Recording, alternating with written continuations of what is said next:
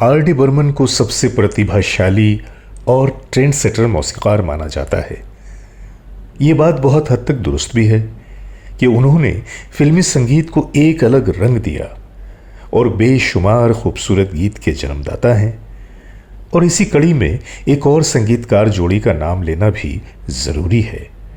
ये हैं लक्ष्मीकांत प्यारेलाल जी, जिन्होंने आर डी बर्मन ही नहीं बल्कि फिल्म संगीत के दादा कहे जाने वाले सचिन देव वर्मन जी के साथ भी असिस्टेंट के रूप में काम किया था। और आने वाले दिनों में तो उन्होंने फिल्म संगीत के मिजाज को ही बदल कर रख दिया। गर्चे आर डी बर्मन और लक्ष्मीकांत प्यारेलाल जी की कोई तुलना नहीं और दोनों के ही योगदान से इनकार नहीं किया जा सकता, लेकिन सचिन देव वर्मन साहब ने खुद अपने संगीतकार पुत्र और लक्ष्मीकांत प्यारेलाल जी को एक मौका पर तौला था। और इसके बाद इसका क्या निष्कर्ष रहा, इस वीडियो में देखिए। तो चलिए वीडियो शुरू करते हुए हम आपको लिए चलते हैं लक्ष्मीकांत प्यारेलाल जी की संगीत यात्रा पे।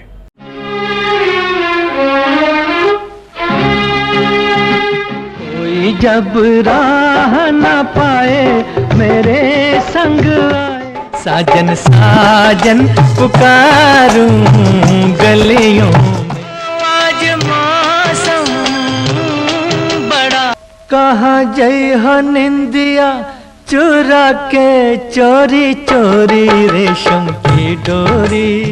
तो चले परदेस हम परदेसी हो गए, राही मनवा दुख की चिंता क्यों सताती है। सभी दोस्तों की खिदमत में मैं जावेद नसीम अपना आदाब, सलाम और नमस्कार पेश करता हूं।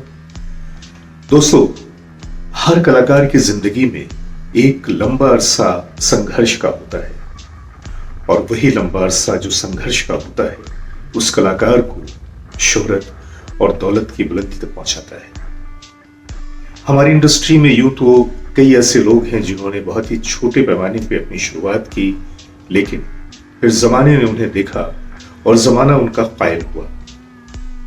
ऐसे ही लोगों में हमारे फिल्म की एक जो जोड़ी है म्यूजिक डायरेक्टर्स की, लक्ष्मीकांत प्यारेलाल जी, आज मैं आपसे उन्हीं की जिंदगी के कुछ पहलुओं पे बात करूंगा। दुनिया का मेला, मेले में लड़की। और आप देखेंगे कि इस जोड़ी ने, जिन्होंने अपनी काम की शुरुआत बिल्कुल कच्ची उम्र से की थी, बिल्कुल नौजवानी की उम्र से किया था, उन्होंने कैसी बुलंदी पाई, कैसा मकाम पाया।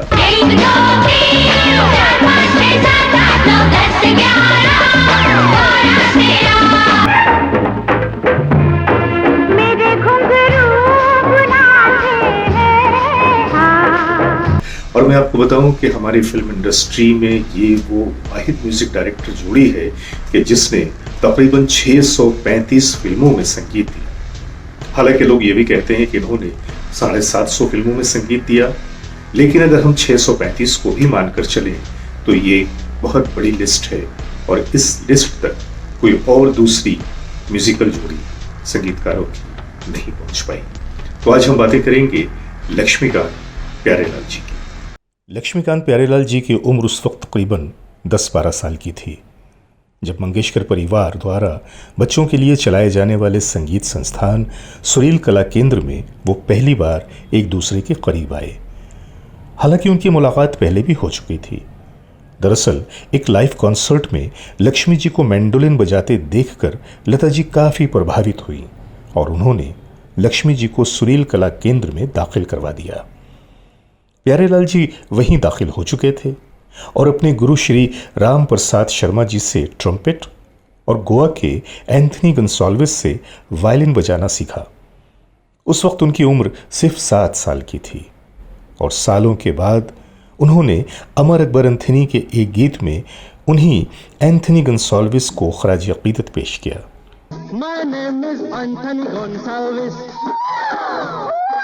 और लता जी ने उन्हें नौशाद साहब, एसटी साहब और सी रामचंद्र जैसे संगीतकारों के साथ उनकी रिकॉर्डिंग में साज बजाने का काम दिलवा दिया था।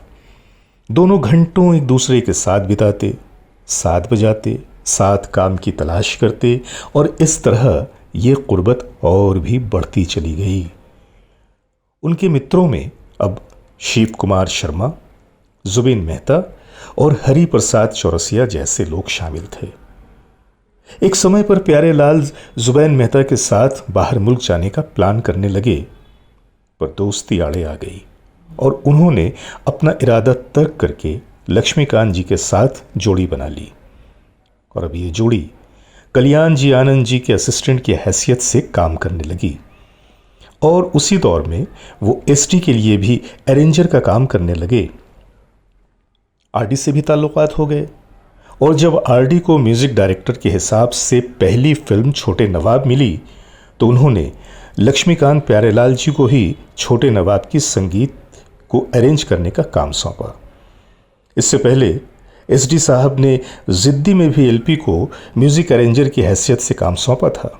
बल्कि कहते हैं कि सचिन देव बर्मन जी ने परखने के लिए एक गीत का अंतरा आरडी बर्मन को भी दिया और एलपी को भी दिया और अंत में लक्ष्मीकांत प्यारेलाल जी के बनाए हुए टुकड़े को उन्होंने फिल्म में इस्तेमाल किया।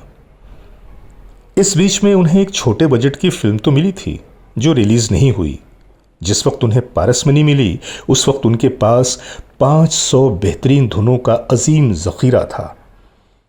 पारसमनी साइन करते वक्त आरडी ने उन्हें इस फिल्म को न करने का मशवरा दिया था कि शायद ये फिल्म उनके लिए सही साबित न हो, पर लक्ष्मी प्यारे जी ने इस सुनहरे मौके को हाथ से जाने नहीं दिया। पारसमनी गर्चे एक नॉन स्टारर फिल्म थी, लेकिन इस फिल्म के नगमे इंतहाई खूबसूरत और एवरग्रीन साबित हुए। याद करें, रोशन तुम्हीं से दुनिया, रौनक तुम्हीं जहां की, हंसता हुआ नूरानी चेहरा और वो जब याद आए, बहुत याद आए। इन गानों ने वो धूम मचाई कि बस।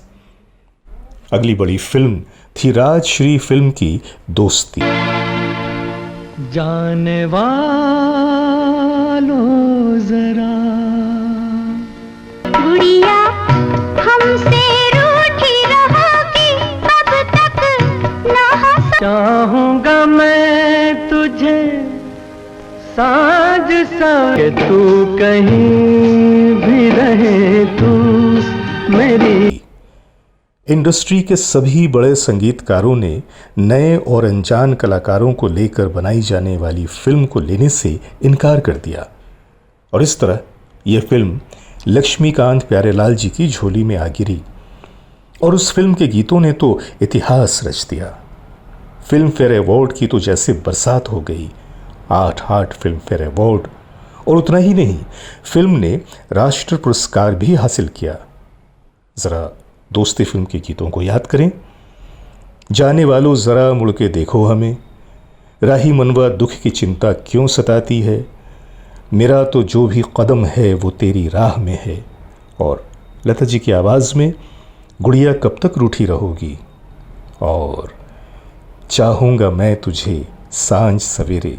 कोई जब राह न पाए मेरे जाने वालों जरा मुड़ के चाहूँगा मैं तुझे छुपा हुआ समझी में, दूर है मंजिल दूर सही गुड़िया हमसे रूठी रहोगी।